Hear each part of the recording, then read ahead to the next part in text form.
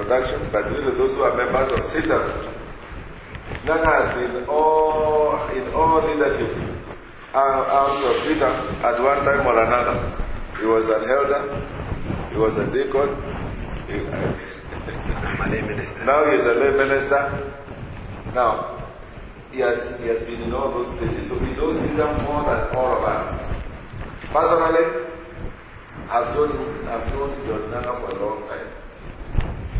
I met him for the first time when he was speaking in a youth camp in high school. I was in Form 1 then, I think, or Form 2, 1981. 82, many years ago. And you know, I've never forgotten, John, the passage and the topic where you were speaking the first time I met you. it just touched my heart. Little did I know, because then I was a small boy in Kaptula those days. Little did I know that we could come and serve together. You know those things, you look out there, you wonder where do those people come from? God is amazing. God is amazing. And since then, he has not just been a colleague, but a good friend of mine. I mean, we are good friends. With his family, we are just very good friends. John Nana has also written several books. He may tell us what those books are, so that in case we want to run there, we can run. I help them to edit some of them. He is married to Rebecca Nana, and they have 3 grown daughters. One of them actually married. Yes, and others trusting God for marriage. Let's put our hands together and all that.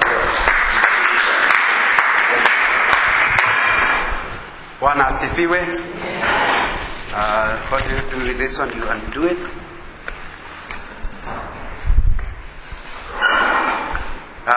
Very grateful to God for opportunity to be here and to participate in this very, very important journey that the church undertakes. But the journey hasn't begun now. It began a few years ago. Just after Bishop Adoyo took over, when he decided, I was a deacon in the late 90s, in the new millennium, I became a elder. Around that time, as after Pastor White handed over to Adoyo, we started thinking that it's important to actually have a clear plan and strategy as to where CITAM was going. For a period of 40 years or something, the church, like every other church, would never had a clear plan, strategic plan. You could say what you are doing this year, but not what you are going to do long term. And just to show the difference, after 40 years, the church only had Avare Road and Woodley. Those are the only two branches before Pastor Adoyo took over. But from the time we started sitting down and asking the Lord what direction God wanted to give us, within a period of the next 10 years, compare 40 years and then another 10 years before we reached 50, we had added about 6 different congregations, which you are aware about, because they started with Pastor White he handed over and then went to start Karen, and then one thing after another has continuously gone. It was my privilege last Sunday to speak in Nakuru. I haven't spoken in Nakuru. It was my first time. And to see that if people went to Nakuru to a small church, they must be very disappointed. Because it's a big congregation with many people. It's a big tent. And I said, wow. I was asking Reverend Zavi, you just started the other day. No, he reminded me, they have already cleared a year. Yeah. But it's something. And I can see clearly in God giving Bishop Adoyo, then he was called an overseer Adoyo, the idea that we need to seek the mind of God to have a clarity of where we are going and how we are going there. It has had results beyond anybody's imagination. Who would have imagined, as Pastor White handed over, that within a few years would have Hope FM? Sounded stranger than fiction. It's not the kind of church we were. That did not look a possibility. But as soon as we had clarity and wrote that first strategic plan for 5 years. I don't know if it still exists, but it used to be sold in the bookshop below. And then, of course, now we are on our second book, rather is still is available, the church strategic plan. Things have changed. So it is very clear that when you have a clarity of where you are going, there are great chances you are likely to go there. The second thing I wanted to mention in that story, so that you can just see the change, is in terms of giving an increase. If you have to look at the kind of money we as system were collecting in 2000 or 2001, as we started doing this the strategic planning retreats and planning, you'll be surprised. $1 million used to look a lot of money. Now, of course, the new project is talking about $1 billion. I mean, these are figures that none of us would have actually sat to dream. And I think that should teach us something, even as we now come, because we are coming down now. Instead of talking about a system scorecard, we want to look at individual scorecards. That's really what is changing. Other the story of having a clear plan and checking how it is going is a longer story. But the other thing I can tell you about, since I was an elder for about 7 years, because I did my 6 years plus, I was co-opted for 1 year more, is that the thing that failed, even after we had written such a good strategic plan, was scoring. In other words, we are all excited about having a plan. But somehow, we had difficulty dropping it down to manageable, what does that advert say? Something you can swallow. We had difficulty. And many of the things we said, you have so many churches in such a period, it will go 3 years, and we say, hey, we never had. What happened? Because if you don't have a clear system, the thing that is sweetest is the one you do. Have you ever known that? Somehow, if you leave yourself to operate as per, and by the way, you'll be so tired, you can't imagine how tired you are. But you will discover at the end of the period, you majored on the minors. And so the major things never got done. Because you have no way of scoring. And that's what happened with our first strategic plan as a church. And I'm an insider, so since I participated in making it, I'm not criticizing an outsider, I'm criticizing myself.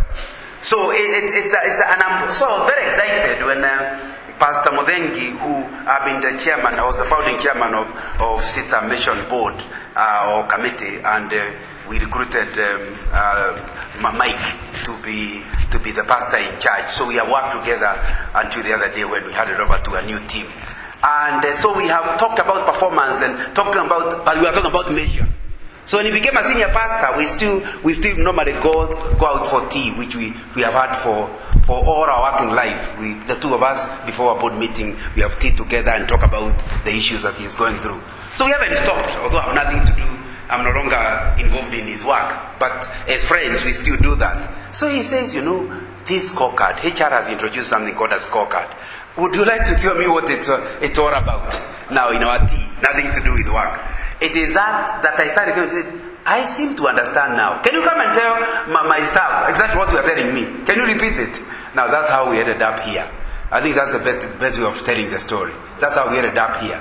Because it has nothing to do with, I do consultancy, there is a bank for which I started right from preparing the strategic plan, work with them all the way to introducing the scorecard, and it's actually now in the second year of performance. They did last year, and I prepared a scorecard for the organization, for staff. Until the board of directors also said, we also need a scorecard.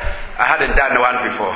I'd never done a scorecard for the board, because their terms are more difficult to actually deal with. But they said they also want to be measured as to what they are doing. Of course, they don't meet very often, but they want to be able to say by the end of the year, did we score? How do we know we scored? And so we had to prepare something, a scorecard for them. And so the organization having a scorecard for each department, a scorecard for each staff, and a scorecard for the board of directors themselves, so they can see whether they are performing or not. Because you have for example, the Council of Elders, where I was the secretary for many years. How do you know it's performing or not performing? They may be very keen on discovering whether the sweeper is sweeping, and that's easy to find out. Is the floor clean? But everybody has a way of measuring, isn't it? And it's only that some of them you have to think harder than others. But there is nothing that cannot be measured. And the challenge is to turn your mind to changing whatever you are doing into a way of measuring. And that's what the scorecard is all about. So I hope in giving you that introduction. The other thing I wanted to mention is I only did 2 jobs before I retired. I'm now a consultant and I'm self-employed. But I did only 2 jobs. When I left university, I worked for a development bank. And then they poached me because I didn't apply for a job. But somebody from Shell poached me, called me and asked me, would you please agree to work with us? And that's how I ended up in Shell. And then lasted in Shell for almost 30 years until I retired. But I can tell you, I saw the big difference between the 2. The development bank was a parastatal. We had a performance management system only known to management. Because we knew so and so gets promoted, but we had no idea for why.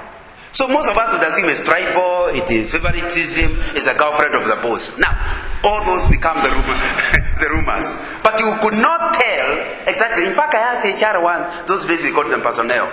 HR is a new word. We used to talk about personnel department. How do you know? And that's when I was told each one of us has a file. And there are things in that file. But nobody knew what is inside your personal file.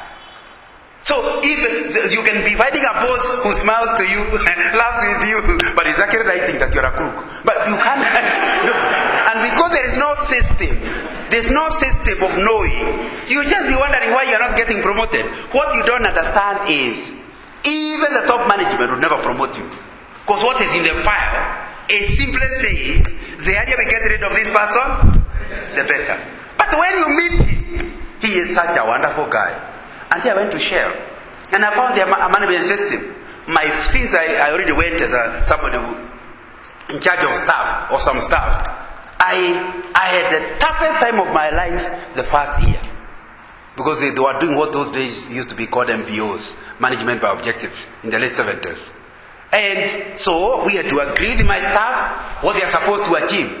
At the end of the year, there is a form and a format, a scorecard system, but not the current one. The scorecard, the way we know it now, is a thing of the 80s. I started working, as young as I am, I worked before it existed.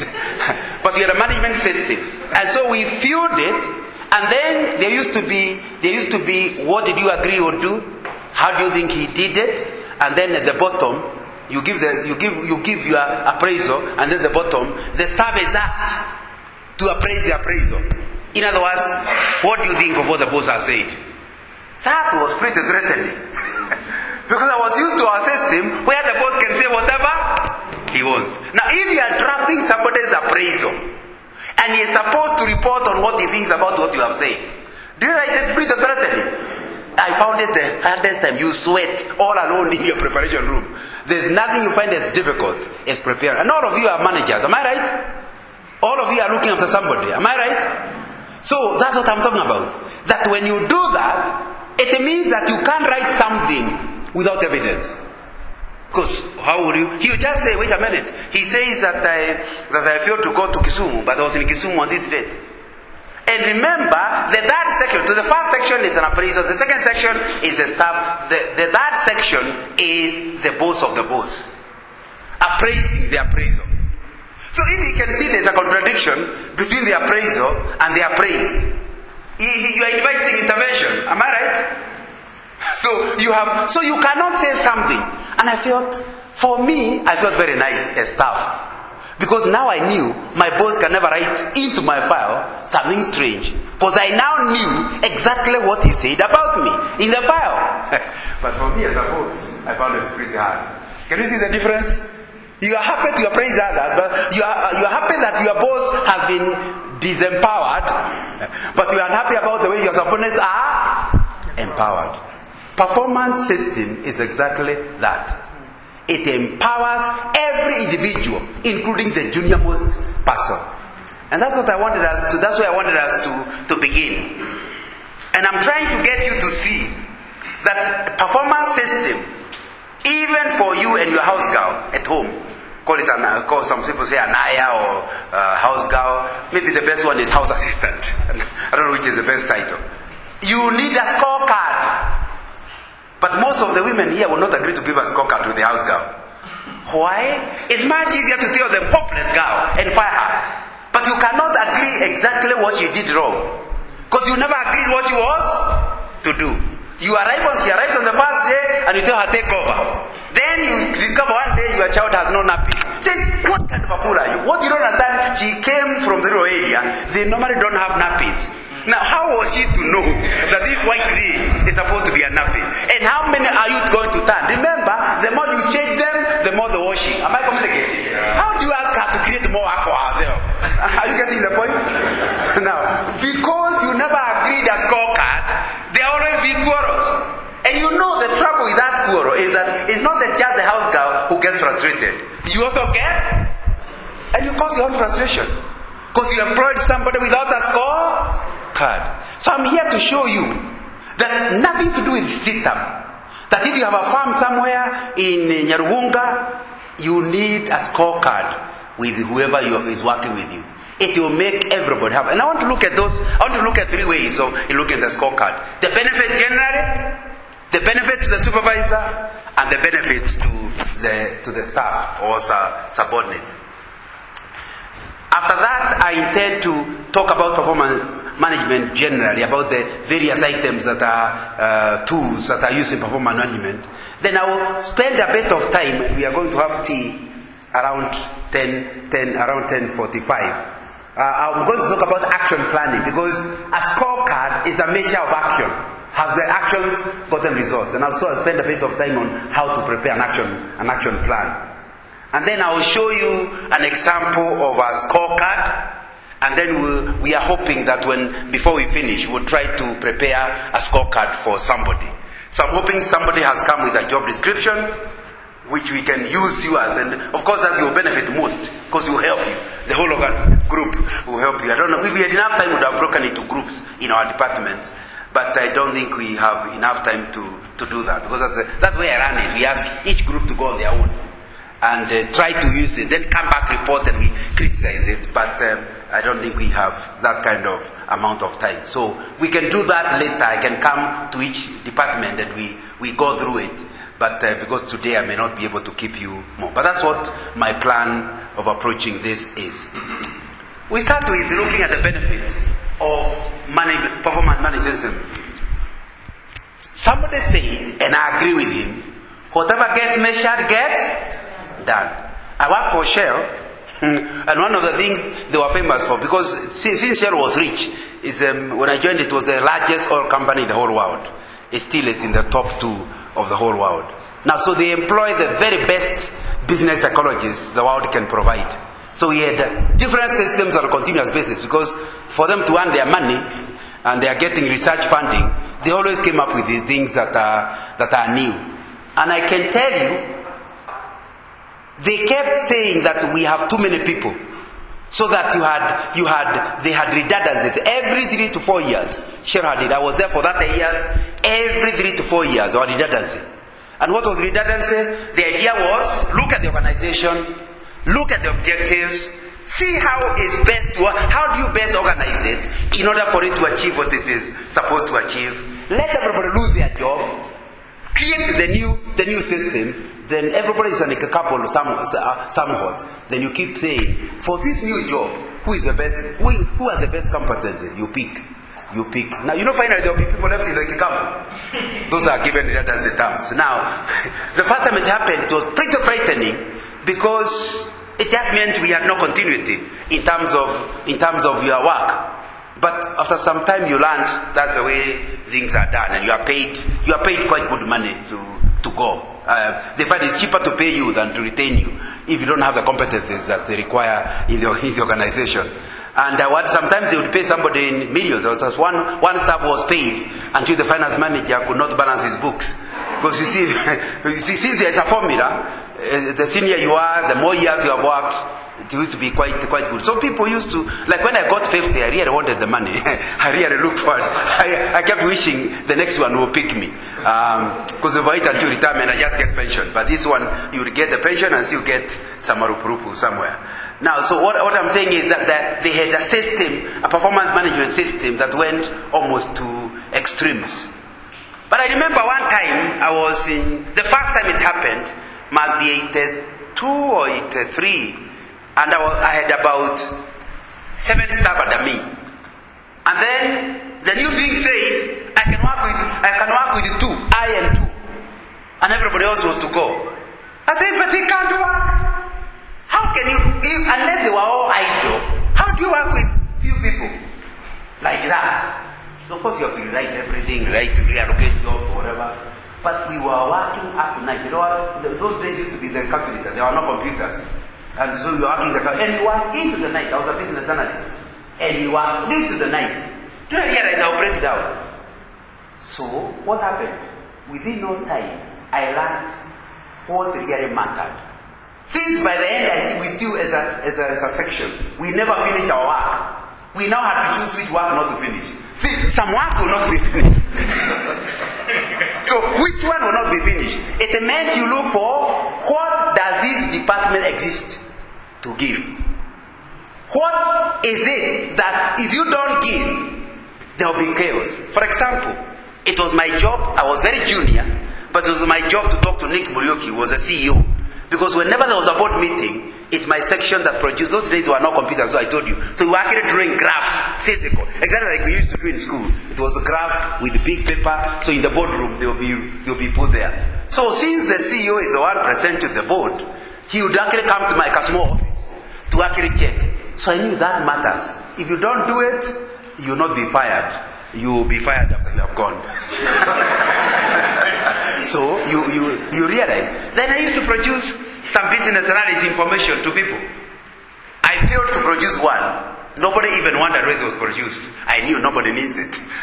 Are you getting my point? Within no time my work was not. I was performing because I was meeting my major things that matter to the organization. And many of the things I was supposed to, I no longer did, and nobody cared. But I had not realized. Now, whatever gets measured gets done. It is the things that are not in the scorecard that will disappear. When you get a scorecard is a debate between the supervisor and the staff. It is then you are able to deal with what do you think matters to us. How can we remember that your work is to help your boss to achieve our results or his results, isn't it? So you ask him, what is it we need to do in order to assist you? So when you write a scorecard, you actually get to do the things you do. There are other things you enjoy doing, but they are not important. When you run out of time, you actually do it. And that's one of the important things. That a scorecard forces you and your boss to agree what is it that mattered. And what gets measured gets done. Even if your house girl, when she is used to waking up every morning and laying the table and doing all kinds of things at the table, then she discovers you might take your tea standing. Now, within no time you realize this setting of the tables, nobody needs it. So you just place the breakfast and everybody picks. Now, but you see, if she doesn't watch out, because if she does something that matters, you'll comment, isn't it? But if she does something which you don't need, you are likely to remember. Whatever gets measured gets done. So the scorecard is a way of the supervisor telling you what matters. It's a way of the subordinate discovering what matters. And the two of you agreeing together. So that's one of the benefits to an organization. That now you are able to tell clearly, the two of you. Number 2, reaching where you are going in record time. Because you see, if you are not clear, a scorecard charts the way to where you are going. So, if that way is not clear, the boss will tell you do this, then tells you do this, then tells you do this, and then he tells you never perform. But he's the one who was wasting your time. Am I right? But if the two of you agree, the way to reach there is through here. You debate it, you try to influence him, until all of you agree which way to go. Chances are, like the cooperative advert says, you reach there in record time. And that's one of the benefits of not meandering. Because again, you suggest this, and when you put in a scorecard, they're contradicting each other. So you say, now, madam, sir, this can't work. So let's think again. Until it's clear. So it's the speed of arriving where you are going is determined by the clarity of the plan and the measurement of the plan. The third one is related with it. The scorecard reduces time wasters. Because every time you are doing something not on the scorecard, or you ask yourself, how will this activity help me to get my scorecard? Because my bonus is on the basis of the scorecard, not activity. Now, how will this help me? Now, what happens is that once you know what matters, you will give time to it, isn't it? Because you want to have good results. So time wasters. But when I say time wasters, it's not simply in terms of time, but activities that don't add up to the top. Because you'll discover when you come to the scorecard is all based on a sentence at the top of the scorecard. This department exists to achieve this. There is no scorecard until you arrive at the purpose for the job or purpose for the department. So then you ask yourself, as you go through various activities, how does this activity help me to realize my purpose? Even if, for example, you did all your activities and you never achieved your purpose, you still not get a score. Because the score measurement is driven by how does it help you to arrive at that. And it means that a lot of activities on your scorecard you will soon remove. Because you are realizing they are not helping you to achieve your purpose. So it helps reduce the time wasters or things that are not necessary for the strategic intent of the organization. And then you are saying, like God, that's supposed to be also, it helps you to celebrate small wins. Why am I calling them small wins? In the book of Genesis, during the story of creation, God never waited to celebrate on the weekend. Have you read Genesis chapter 1? When did he celebrate? Every day. He looked at it and he said, it is good. Now you would have thought that the best thing would have been to wait until man was created. Then he said it is good. No. For him, he learned the strategic intent is to have a world with a man managing it. That's the end result. But he had a system of every day looking at what he has done and saying it's good. And that's what the scorecard does. You are able to have the whole strategic plan of 5 years. And you're able to break it to a quarter. You're able to break it to a year. So each time, even if you haven't achieved the end, you still give thanks. In fact, the good thing with the scorecard, it helps you not only to enjoy the results, but to enjoy the journey to the results. Because there will be reporting times where you can say, I'm achieving, I'm on my way, before you go to the final one. So you enjoy the journey and you enjoy the destination. That's what the scorecard helps you.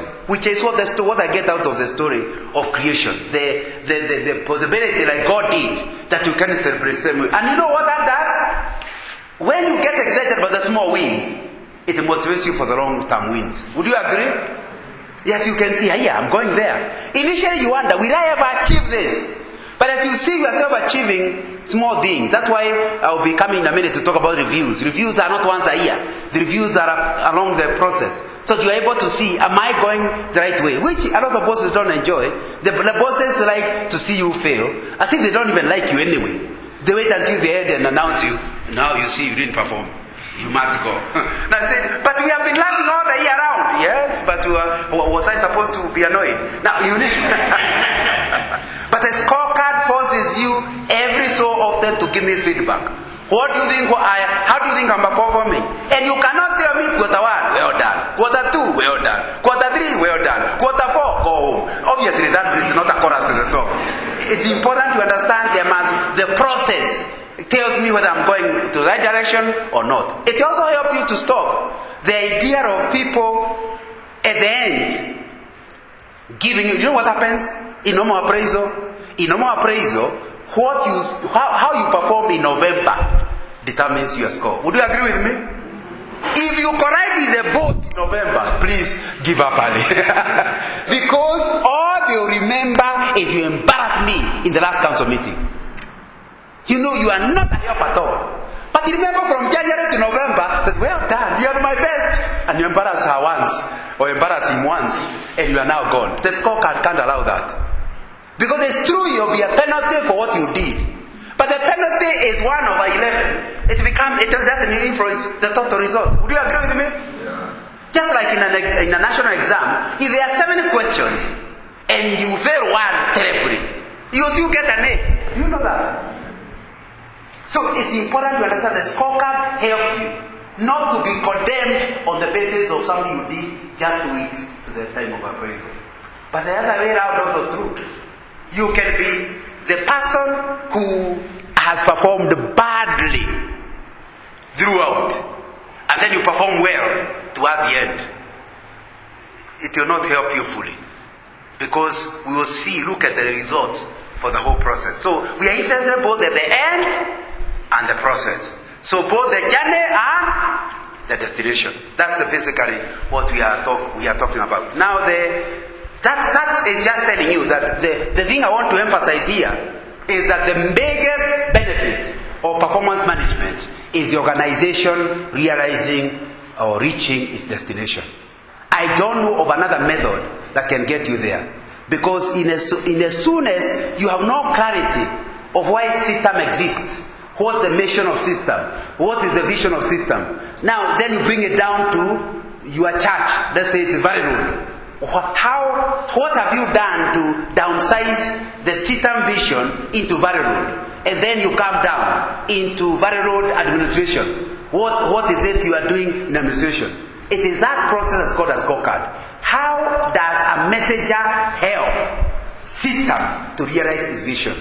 And when you write the scorecard of the messenger, it must be written in a way that associates it with the top. It's not a scorecard if the messenger cannot see what he contributes to the overall result. So the biggest challenge of writing a scorecard is, now sure, the messenger, how does he participate in this vision?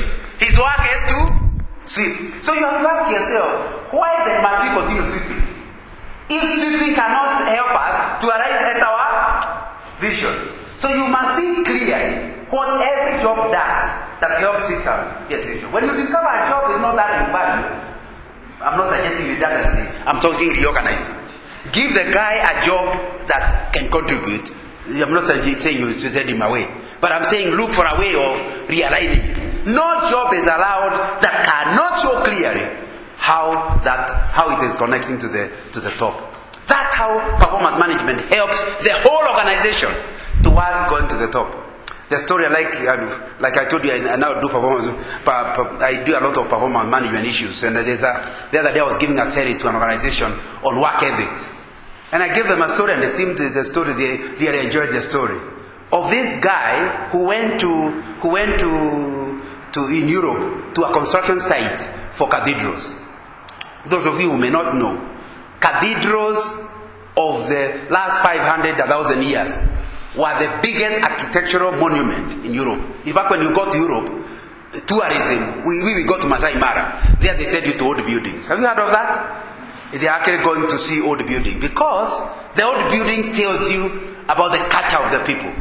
I still remember going to Finland for the first time, and they took me about 100 kilometers just to see a church that was built in 1415 or some year like that. And then it's so high, I was asking the Finnish people, how did somebody in 600 years ago have actually put a stone at the top? I was so clear, many people died before you put the top. Because you remember there are no machines. So you go there, you fall down, of course you die. Then the next one tries. Now, so you need to understand, but what finally comes out is great. And remember, the Pope was the boss of all the kings. You know that period? In other words, to become a king, you need the permission of the Pope. Now, so it meant the church was the most important thing, even before the king. So that's how so this man came and was looking at 2, 3 masons. You know what a mason is? The guy who builds with a stone. And he asked the first mason, what are you doing? The mason says, I am just laying bricks. You know, building means one brick on top of the other. Now, what do you think of such a person who regards his job as laying bricks? The whole day, he rises up in the morning to go and lay bricks, one on top of the other. That guy is simply the type that works for money. Because obviously it cannot be enjoyable to just put one stone on top of her. Doesn't even sound scientific. Not complicated. It's just putting one stone on top of the other. Many staff, even in system, even here, are likely to come exactly that. What is your job? To type. Now, if your job is to type, surely it cannot make you wake up at night. You need a clock to wake you up. There is no motivation in the morning to run to sit down. If your job is to simply type, you must ask yourself, why do I type?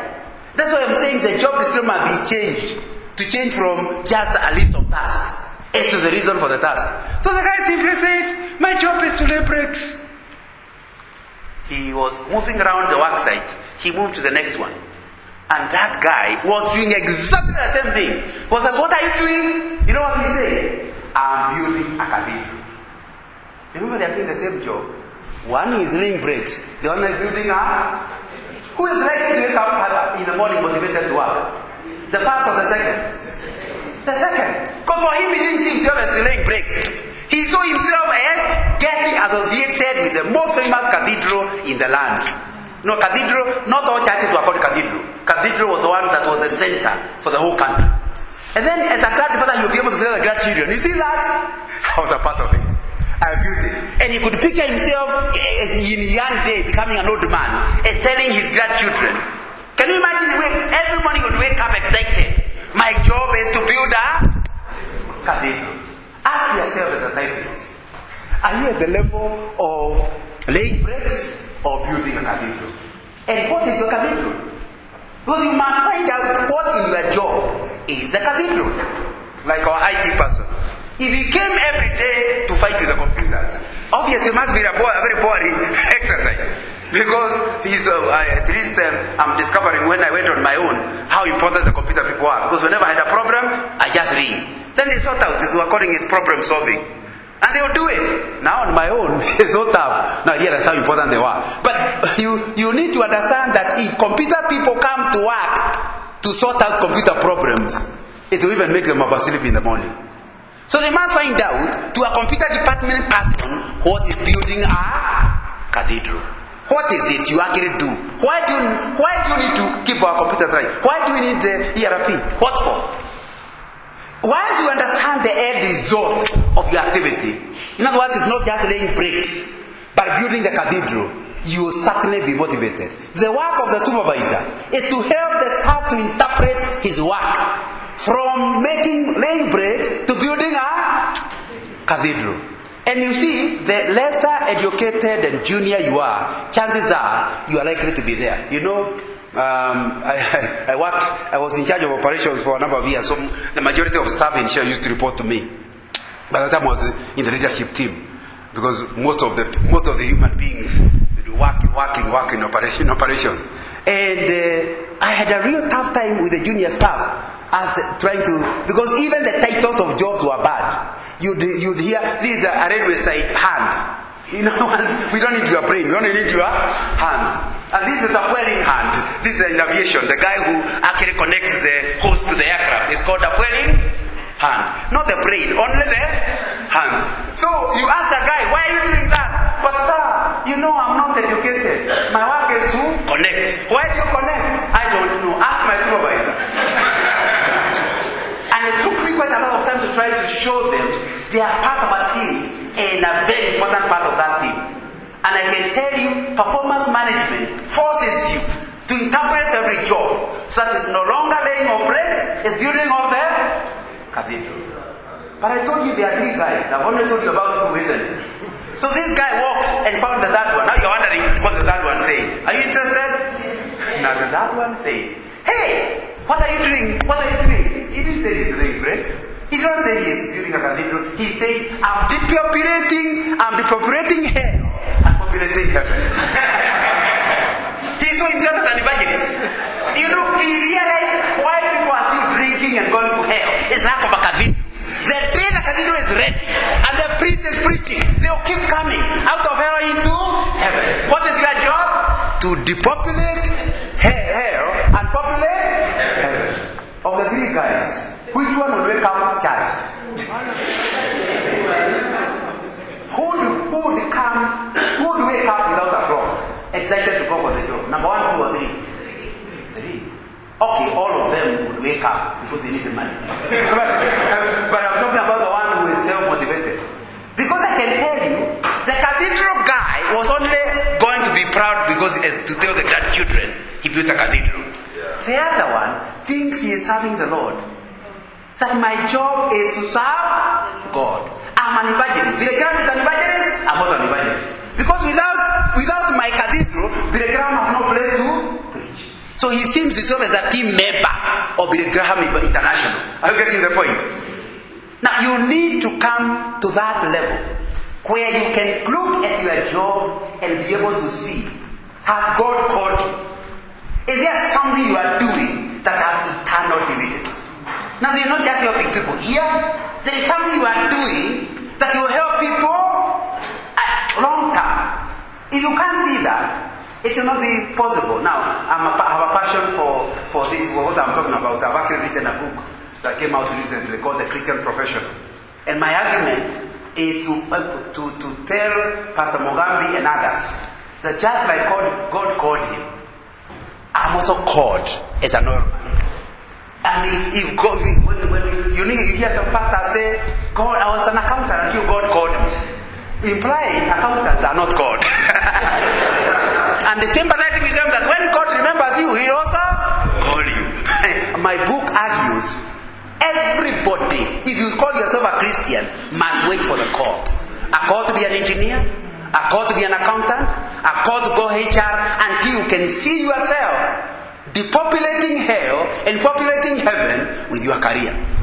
I would suggest you pick the book because I don't have the time now to deal with it. But I hope you start seeing performance management help to drive people from laying bricks towards building the cathedral and ultimately to depopulating hell and populating heaven. That's what you need to, that's the challenge that you need to deal with. And all that happens because the scorecard forces you. At least the scorecard methodology that is currently in use forces you to think of purpose. Why am I doing what I'm doing? That's what the scorecard is all about. You must show that each activity is aligned towards the purpose. And since the purpose finally, at least for CITAM, is to honor God, then you must find out how all the issues you are doing are achieving that. And by the way, if I say something that you want to ask a question about, you can stop me at any time. You don't have to wait until the end. So we've just covered answering the question, how does performance management help the organization? And I've emphasized it helps the organization to concentrate on the main thing, or rather to make the main thing.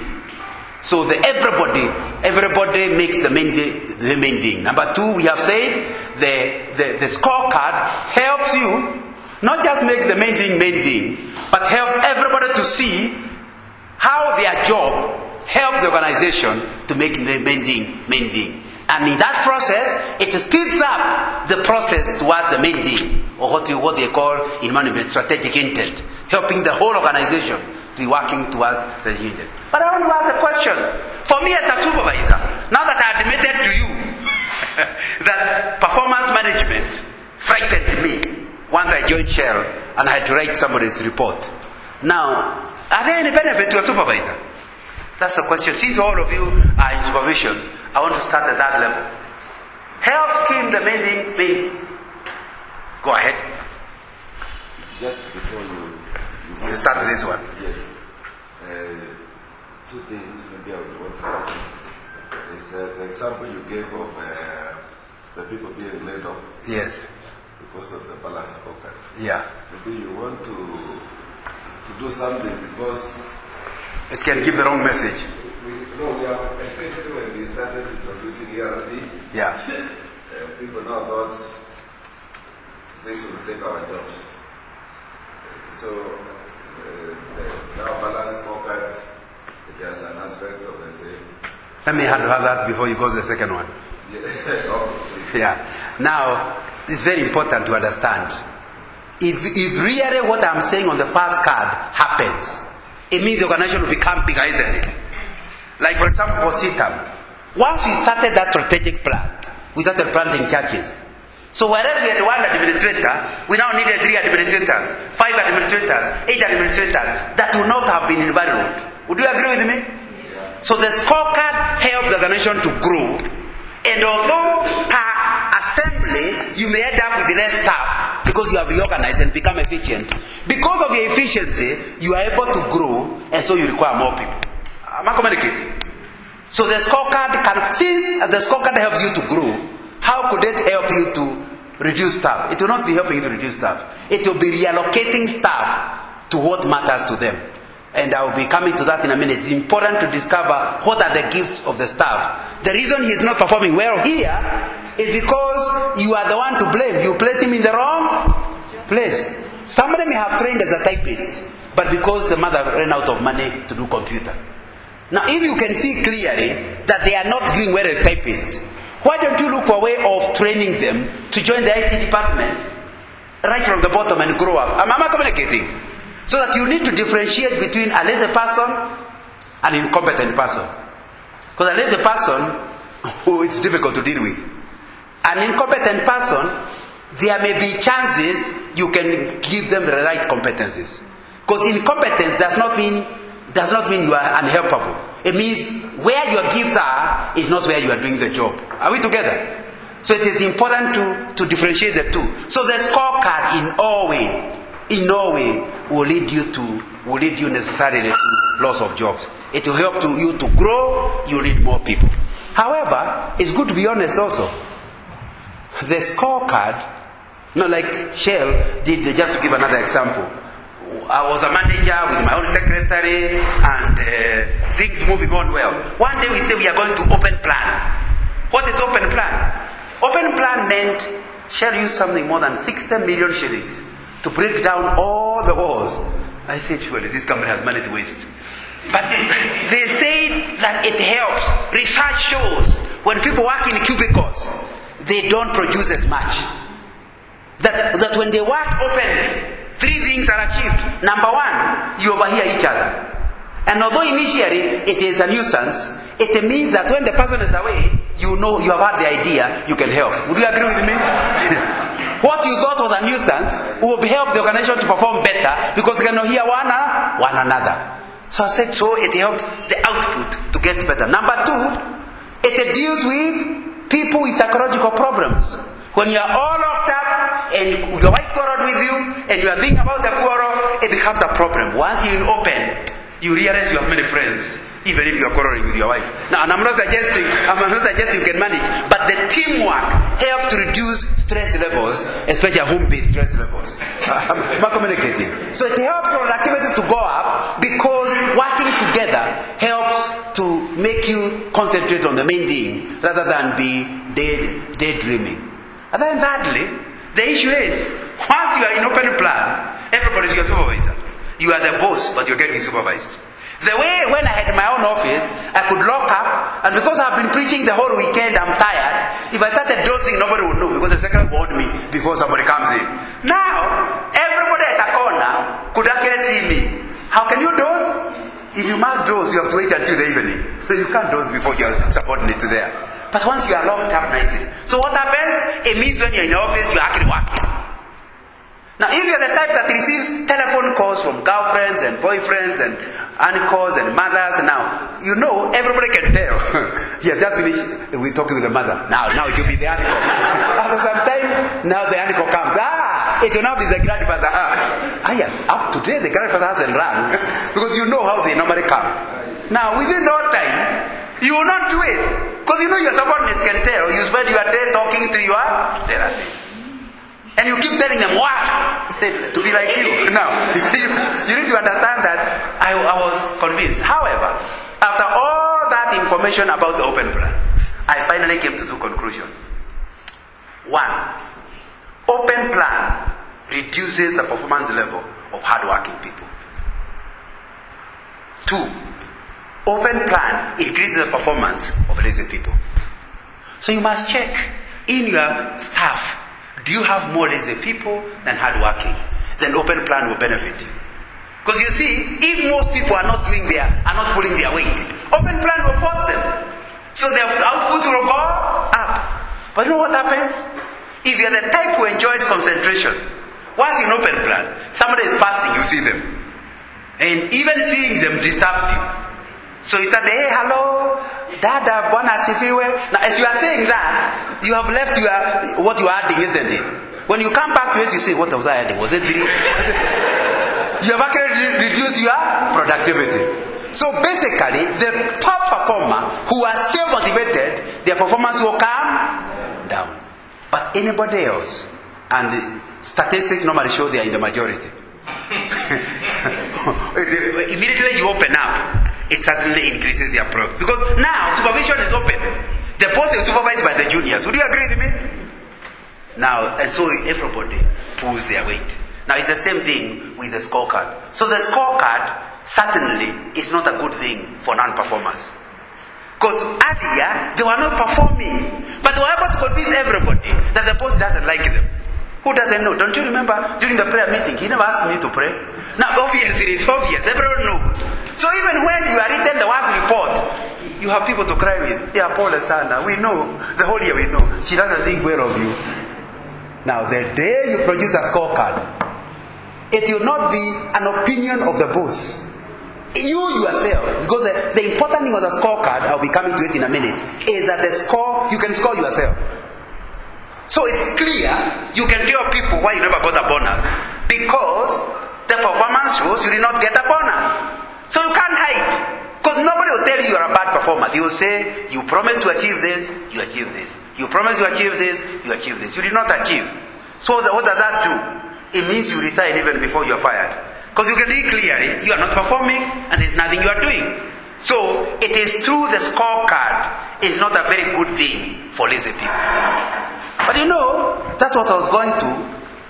For a hard-working person, the scorecard is one of the best things. Why? Do you know you can be the hardest one part of that team, and because you do not agree with the boss, you never get your bonus. Do you see that possibility? But now, with the scorecard, the boss cannot help the one they normally go to fellowship with against you, because the scorecard will say he's not a performer. So, although he doesn't like you, you'll still be the one who gets the biggest bonus. Of course, he will really go praying for the one who didn't get. Because in his own prayers, he wants this useless guy to be the one to get the bonus. But now the scorecard cannot allow him. So you can see clearly the scorecard will help the organization to achieve by higher productivity. But I wanted to admit, the scorecard does not help non-performers. But remember, my argument about non-performers is not incompetence. So competence can be added, it can be helped. It is people who choose to be lazy. Do you know the Bible? And I started reading the Bible consistently in 1968. That's when somebody came to my high school and to talk to us about the daily power. So at least that's the time I remember. I was saved a little earlier, but that's the time I remember starting to read. So I don't know how many times I've gone through the Bible from cover to cover.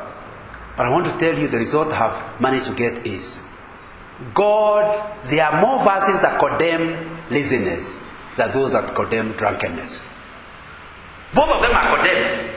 But there are more verses that condemn laziness than those that condemn drunkenness. Just go through the scriptures. God hates lazy people. He even compares them to ants. Can you imagine a whole human being is being compared to an ant? Have you read anything in the Bible? Yes. Laziness is totally non-performance. It will take people to hell. So that if you are just a lazy person, it's not just that you will be fired here. Even in heaven, you will also be ejected. It's not something you can do. It's again. Let me tell you something interesting. If a drunkard was to come to this room, I'm sure within no time, some people would handle him out. Do you agree with me? But you have lazy people seated with us, and we are still praising the Lord together. Somehow the church seems to accept lazy people, but doesn't seem to accept drunkenness. Yet, if you are to use the Bible itself, the Bible is more against lazy people than on drunkards. So we must not really beat about the bush.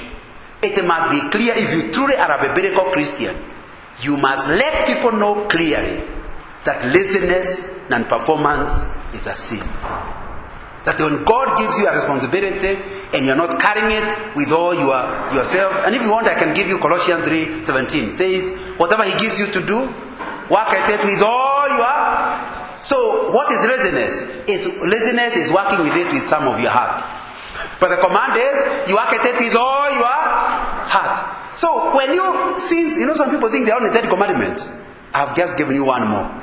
It's the command of God. Whatever God gives you to do, you do it with all your heart.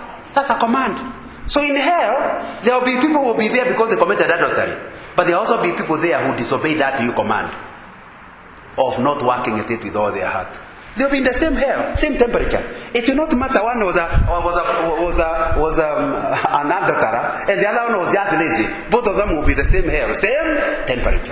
Now it's important that is understood clearly, because somehow the church seems to have condemned adulterers and left lazy people as if the Bible. Because if you are really a biblical Christian, you cannot amend the Bible and start making adultery worse than laziness. So when you are in an organization and you want a salary, and by the way, I'm going through a series on this issue of work ethics and being ethical. If you are interested, you can go to my website, www.johnganga.org, because the website was developed by young people, so that I share messages there. So I normally always put a message there every Monday. And currently, I'm talking about work ethics and living an ethical life.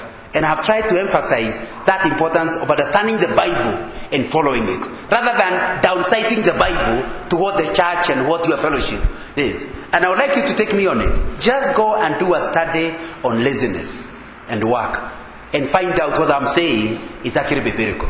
So I am answering Jeth's question in a long way to say the scorecard will help the organization to perform better. Therefore, even more people will be employed.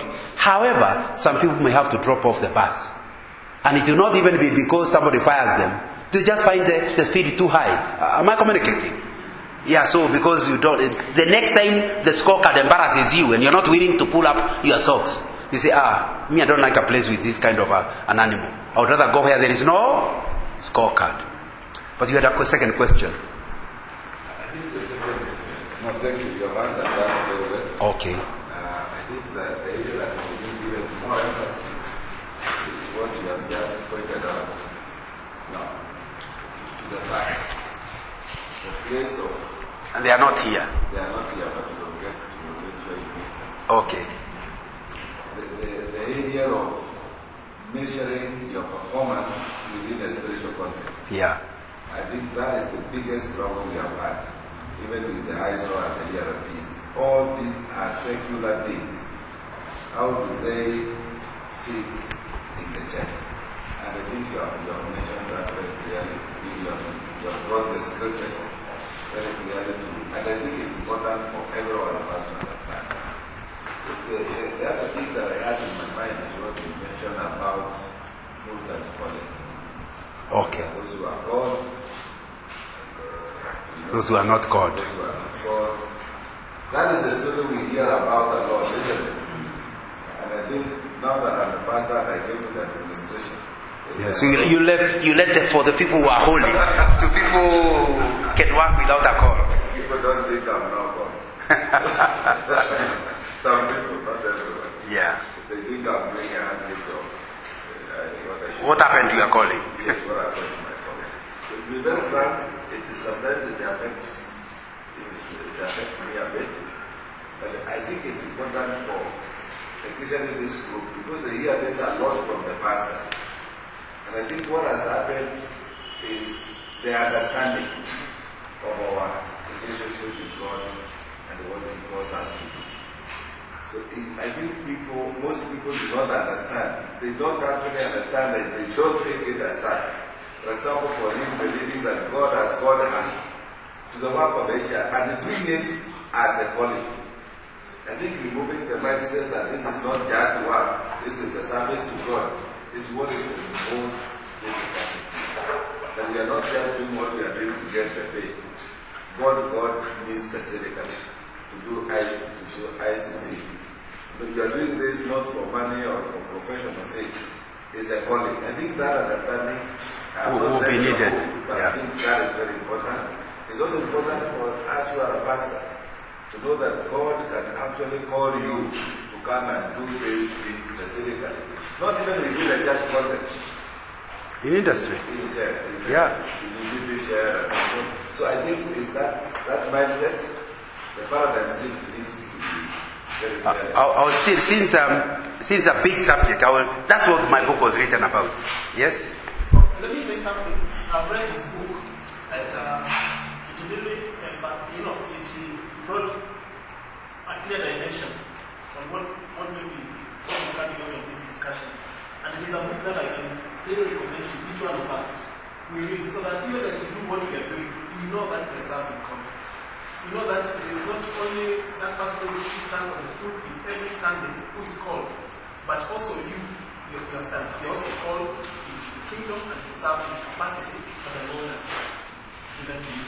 So it's a book that I can recommend to each one of you. I have read it, and one thing that comes out very clearly, John has given his own example, and it's very clear. And it's an example that you can identify with. If he has worked in a corporate organization, the message that he has brought is that when he was in that office, he knew very well that the Lord has called him and he's serving God at that capacity. I share my testimony in the book in the sense that I know only the testimony will help. Because people argue with me. Because this message of pastors being the ones called has been preached in every pulpit. The pastors are not aware about the damage they do to the Church of Christ.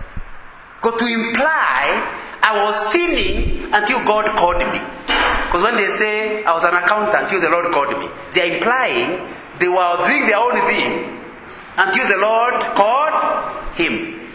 And it sounds like if you were to stand up and say, when the Lord called me to share, do you think I'm misusing words? Do you get the point?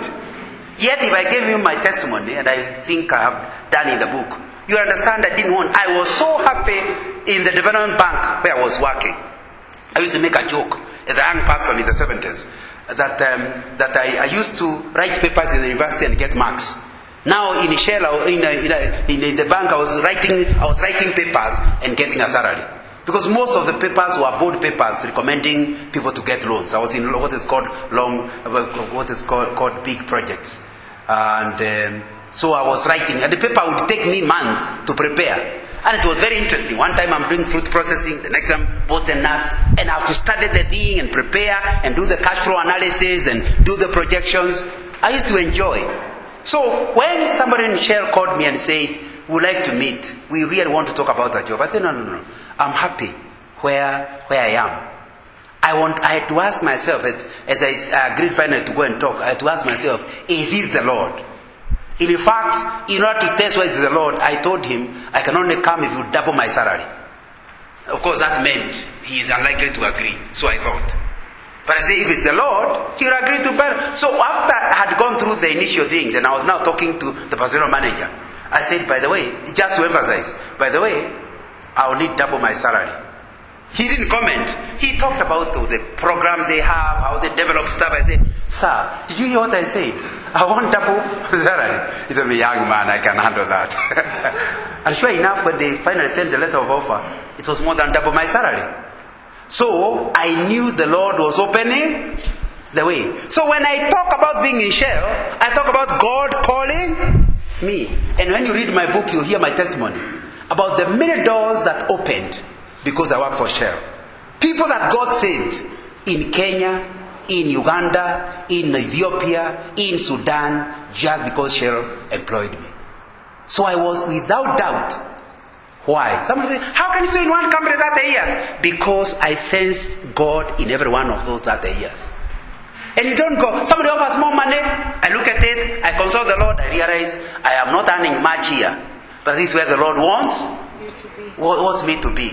So that I was absolutely clear, God has called me. Since I preach quite a lot, actually a pastor the other told me I preach more than the average pastor. In terms of number of sermons per week. I actually haven't met any pastor who preaches as many sermons as I do in 1 week. I haven't met one even up to now. And obviously they can't, because for them they have a congregation. For me, I am being invited in every direction. Now, but that doesn't mean I'm a pastor. So what I'm trying to get you to see, since I preach that much, people keep saying, John, when are you going to hear the Lord? I said, telling me what? Because for them, I am in the wrong place. I should be even here in the church. I've been asked many times, John, just stop being an elder, be a pastor. We need people like I said. Then who will do the job I do for the Lord in share? Are we together? And that does not mean when God calls you as a pastor, you stop coming. Because God can call you as a pastor. But not everybody is called as a pastor. For every 100, most likely the pastor is one. Would you agree with me? So when they keep saying call, if we were all called, who would die? Now it's very important to That's why the Lord doesn't call all of us into pastoral work. It's important to understand that in the wisdom of God, He only calls a few to be pastors. And pastors are very important. When you read my book, the Christian Profession, there is a chapter where I talk about tent making. And there is a paragraph, I just talk about the importance of pastors. That you really cannot have the Church of Christ without pastors. It's in the Word of God and it's important. But they are 1 in 100. Are we together? So it needs to be understood that what you're like in this church, if the pastors became the accountants, how much preaching are they going to do? First, remember, they may not know how to add 3 plus 4, because that's not the calling. They'll be adding and getting different sums. Every auditor comes and says there is them. There is no them. He simply did not know how to add. Now, so you end up. So you need somebody to be called to add our tithes and subtract our expenses and give us the net figure. That's called an accountant, isn't it? And the work of God cannot go on. I still heard T.D. Jakes when he was in Kenya say it, and it is stuck in my mind. The breakfast he had at the Kenyatta Conference Center. And he said, in the miracle of the 5,000, feeding the 5,000, it was very interesting how Jesus did it. He comes, there are only two loaves and 2 fishes. You remember the story? And there are 5,000 people to feed, not counting the women. So, and since women are normally more, now you understand what I'm trying to go. We have no idea how big the crowd was. So what did he do?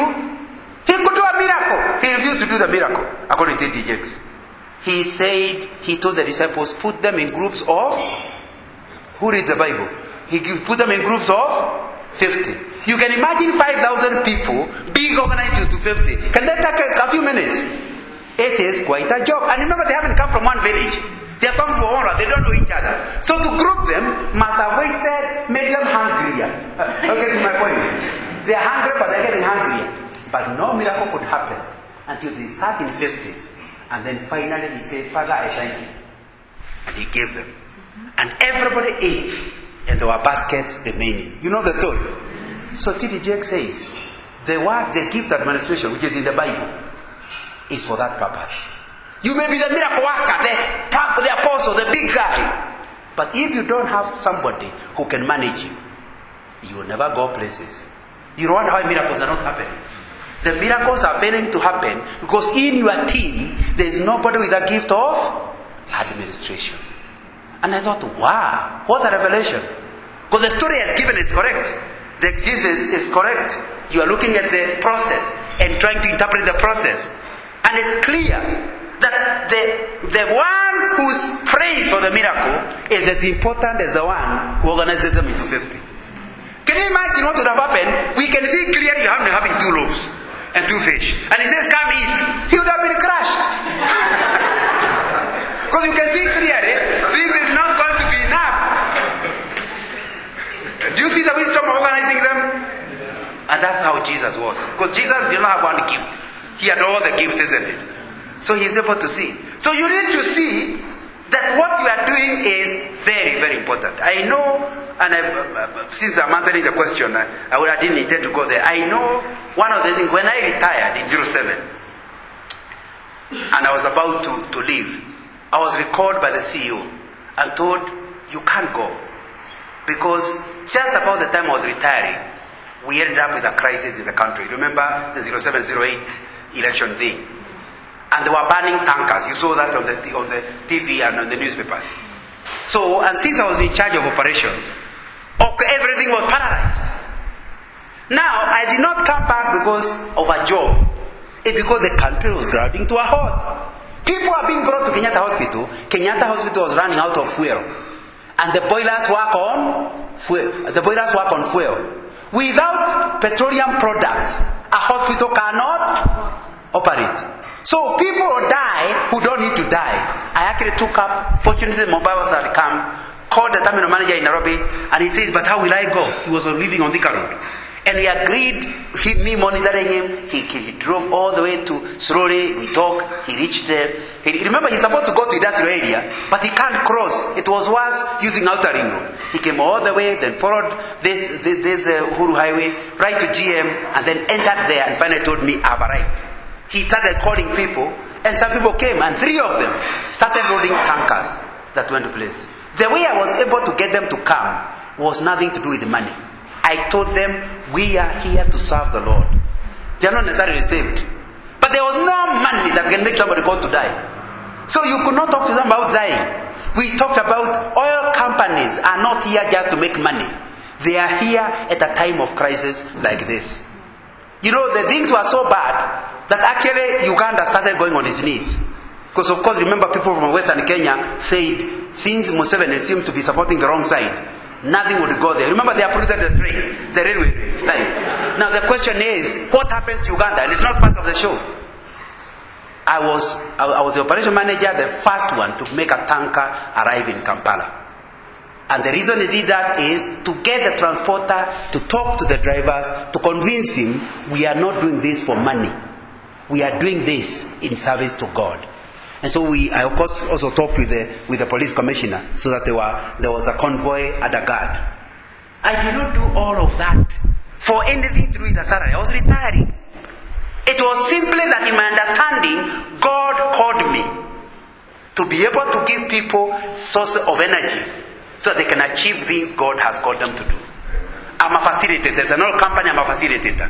And Uganda needed fuel badly because when Owens Falls Dam became problematic, they started running out of hydroelectricity. And so Uganda was, if those of you have been to Kampala, no, for the last 10 years, they have been having rationing. So it started about 2000, and it's been going on until the new dam has just opened, I think last month. And so without diesel, all the places closed down. Now, all I'm trying to get you to see is that in my understanding, I not only said it, I saw it happen. As I heard the first truck has gone into Kenyatta Hospital, as I heard the first truck has gone to the Nakuru Provincial, to me, I saw God doing miracles for me. When I had only one person died, one guard was coming from Madare and trying to come to Shell, was actually killed along the way. But most of us, by the end of the period, were alive. And I knew I was taking a risk. I knew people were taking risk for death, but I knew that if we don't take that risk, people die in hospitals. Because at that time we did not care for passengers. We cared for what are strategic places to supply them with fuel. I don't know what your area is, but that's what we mean. You must move from laying bricks to build a cathedral to depopulating hell. And I think that's what you are saying, that we need all of us to say. So you must ask yourself in your job.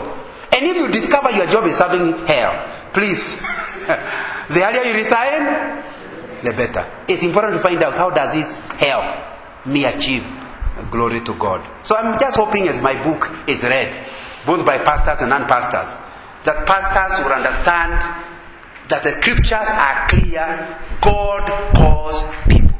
In fact, last week I was speaking to a CEO meeting organized by the Bible Society of Kenya. And because it was a CEO's meeting, I read for them the appointment of the guy who built the temple. And we were told, and God filled him with the Spirit to do all works of craft. Have you read that? And I said, wait a minute. How can a guy need filling of the Holy Spirit just to craft something? But that's what the Bible says. That he filled him with the Spirit to make crafts. So that you understand, when you have a skill in accountancy, it's a feeling from above. So that you can do works of accounting. So when you don't do good accounting, and God has given you the gift, you are not just answerable to Satan, you are answerable to the giver of the gift. So I think that's something that we need to have. And hopefully in the process it will motivate us. But we must fight. Until a pastor can show you then how God could fill somebody with the Holy Spirit, and he has not called him to do a job, and it's not him. It needs to be, that one needs to be done, because it's not scriptural. The idea that, it's just like this other idea I argued in my book. I'm sure my friend also read it. Full-time. Some people are called full-time, others part-time. Have you heard of that? I am now full-time. So what were you earlier? Now, the implication is, some people are full-time serving the Lord, others are part-time serving. You know, there are only two Lords. So if you are not serving Christ, who are you serving? The devil. So anybody part-time means part of the time he serves the Lord, part of the time he serves the devil. Now, since I don't do that, I must do 100% of my time. I must ask myself, how is what I'm doing serving the Lord? So that when you ask me, how do you serve the Lord? Full time. Nobody is allowed to serve the Lord part-time. However, some of us serve the church part-time, and others serve the Lord. Some of us serve the Lord through the church part-time, and others serve the Lord through the church full-time. Don't mistake the two. Even what you do out of the church is still serving the Lord.